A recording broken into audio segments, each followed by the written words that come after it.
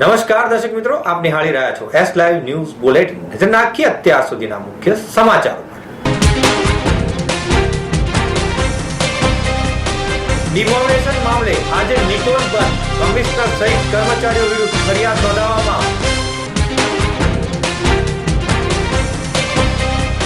Doctor Baba Saheb આંબેડકરની જન્મ જયંતિ નિમિત્તે મહાનુભાવોને વિવિધ એવોર્ડથી કરાયા સન્માનિત.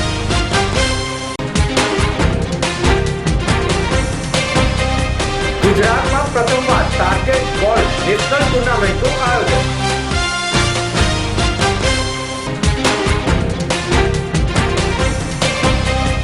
રાજકારણમાં જોડાવાની મારી ઈચ્છા નથી, કહ્યું અભિનેતા રાજ ખેર.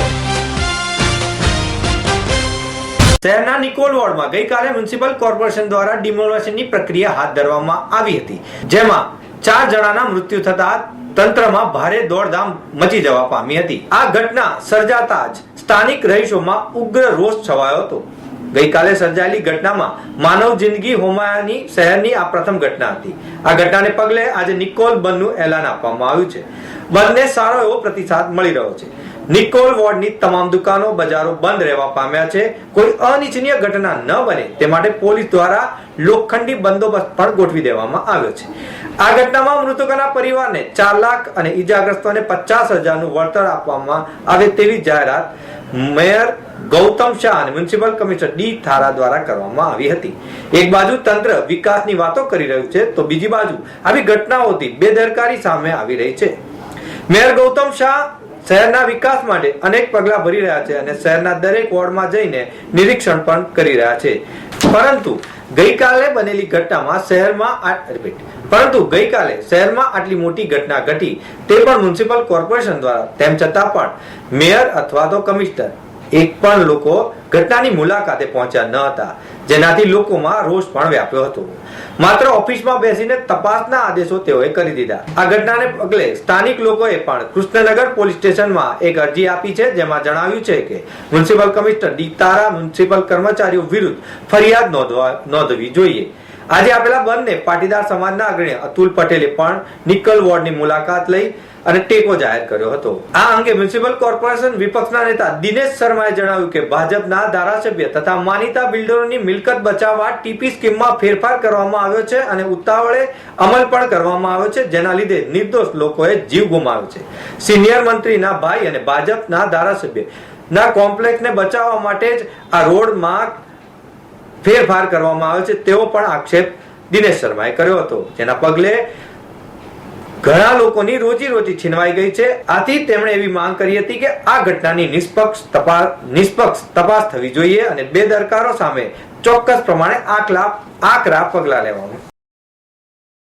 ગઈકાલે અમદાવાદના ટાગોર હોલ ખાતે ડોક્ટર બાબા સાહેબ ભીમરાવ આંબેડકરની 125મી જન્મ જયંતિ નિમિત્તે વિવિધ મહાનુભાવોને એવોર્ડ આપવાનો કાર્યક્રમ યોજાયો હતો, જેમાં રાજ્યના મુખ્યમંત્રી આનંદીબેન પટેલે જણાવ્યું હતું કે ડોક્ટર બાબા સાહેબ આંબેડકર દલિતો વંચિતોના નેતા જ નહીં, મહાન લોકશાહી ધરાવતા દેશના સાર્વભૌમત્વના બંધારણ રચયિતા, રાષ્ટ્રનેતા, રાષ્ટ્રભક્ત છે. આ સંદર્ભમાં તેમણે વધુમાં જણાવ્યું કે ડોક્ટર બાબા સાહેબ આંબેડકર દલિતોના ઉદ્ધારકના સમિતિના દાયરામાં મૂલવી ન શકાય. તેમના વિચારો, જ્ઞાન, સૌને સમાન તક, શિક્ષણના સમાન મૂલ્યો આજે પણ સમાજમાં સમસ્ત રીતે વ્યાપેલા છે. મુખ્યમંત્રીએ અમદાવાદમાં ડોક્ટર ભીમરાવ આંબેડકરજીની 125મી જન્મ જયંતિના ઉપલક્ષમાં આયોજિત એવા અર્પણ સમારોહમાં 7 જેટલા એવોર્ડ અંતર્ગત ડોક્ટર બાબા સાહેબ એવોર્ડ, દાસી જીવન એવોર્ડ, શ્રેષ્ઠ દલિત સાહિત્ય કૃતિ એવોર્ડ, મહાત્મા ફૂલે શ્રેષ્ઠ દલિત પત્રકાર એવોર્ડ, સાવિત્રીબાઈ ફૂલે મહિલા કલા સાહિત્ય એવોર્ડ, સંત કબીર દલિત સાહિત્ય એવોર્ડ, મહાત્મા ગાંધી એવોર્ડ સંબંધિત ક્ષેત્રમાં ઉત્કૃષ્ટ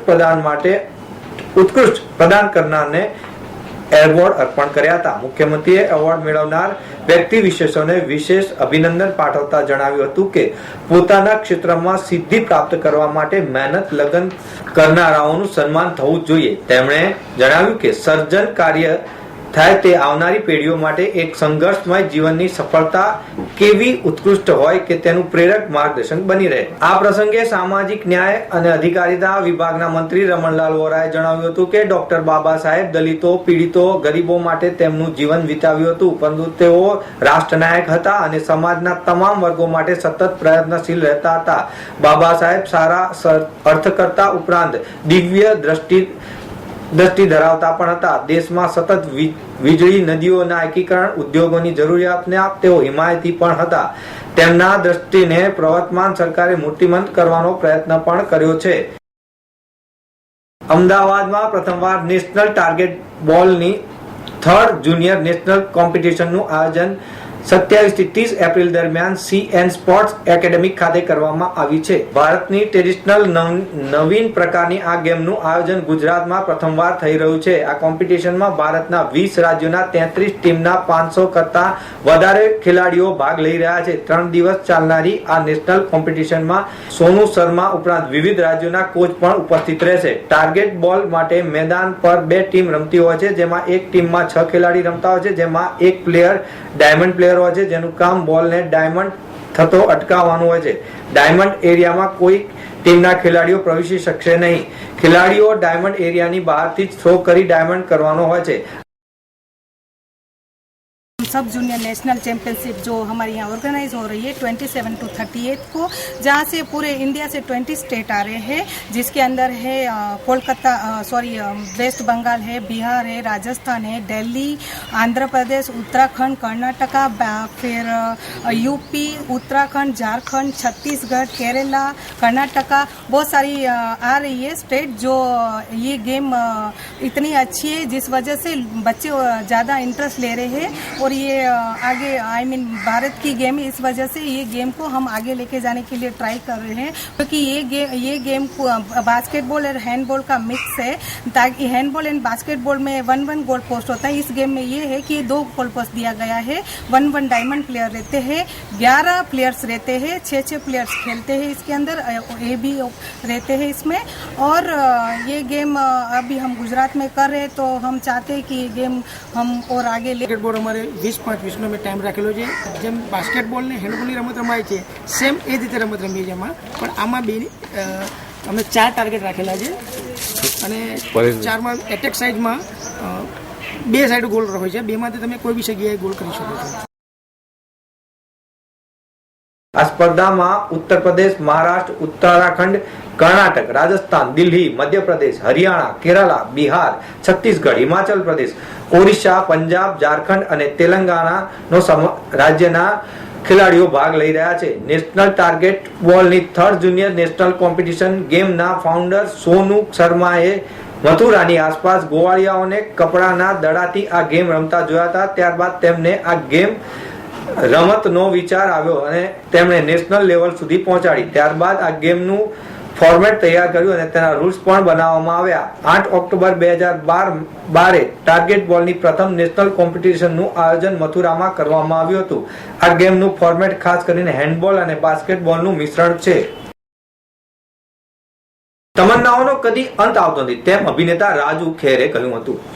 R+ ચેનલના અલગ પ્રકારના શો તમન્નામાં પ્રિન્સિપાલની ભૂમિકા ભજવી રહેલા રાજુ ખેરે અમદાવાદની મુલાકાત લીધી હતી. તે દરમિયાન તેમણે વાતચીતમાં જણાવ્યું કે હાલના સમયમાં છોકરાઓ જેટલા જ હક છોકરીઓને મળી રહ્યા છે. જો કે નાના ગામડાઓમાં લોકોની માનસિકતાની મને ખબર નથી. શહેરમાં જરૂર બદલાવ આવ્યો છે. છોકરીઓને પણ તેઓની તમન્ના પૂરી કરવાનો પૂરો હક આપે છે. પ્રિન્સિપાલનો રોલ ભજવવાની ઓફર આવતા જ અલગ પ્રકારનું પાત્ર હોવાથી તે મેં સ્વીકારેલું. તેમણે એક સવાલના જવાબમાં જણાવ્યું કે અસલ જિંદગીમાં હું ભણવામાં અવ્વલ ન હતો, રમત ગમતમાં નંબર 1 હતો. હું મોટા રોલને વધુ મહત્વ આપતો નથી. મને કામનો સંતોષ મળવો જોઈએ તે હંમેશા ઈચ્છું છું.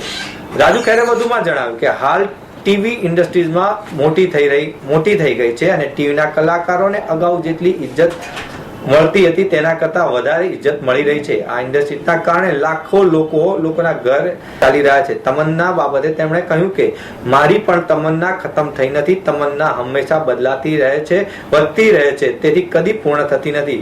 તેમજ ભવિષ્યમાં હું કદી પ્લાન કરતો નથી. દિલથી કામ કરવા જોઈએ તેમ હું માનું છું. મારા દાદા કહેતા હતા કે મારી તમન્ના ખતમ તો તમે પણ ખતમ થવા. મારા દાદા કહેતા હતા કે તમારી તમન્ના ખતમ થાય તો તમે પણ ખતમ થઈ જશો. IPL માં મને રસ નથી, જો કે ક્રિકેટ મને ખૂબ જ ગમે છે તેમ પણ તેમણે ઉમેર્યું હતું. આંતરરાષ્ટ્રીય મેચોમાં નિહાળવાનું મને વધુ પસંદ છે. રાજકારણમાં જોડાવાની મારી જરા પણ ઈચ્છા નથી. ભાઈ અનુપમ વિશે તેઓએ કહ્યું કે અમે કદી કળિયુગમાં જવાના નથી. દરરોજ એક વાત જરૂર કરીએ છીએ કે મારા માટે સતયુગના રામ છે અને હું તેમનો લક્ષ્મણ છું. તો મિત્રો, આ હતા અત્યાર સુધીના મુખ્ય સમાચારની ખાસ ગતિવિધિ માટે આપ નિહાળતા રહો S Live ન્યૂઝ બુલેટિન. નમસ્કાર.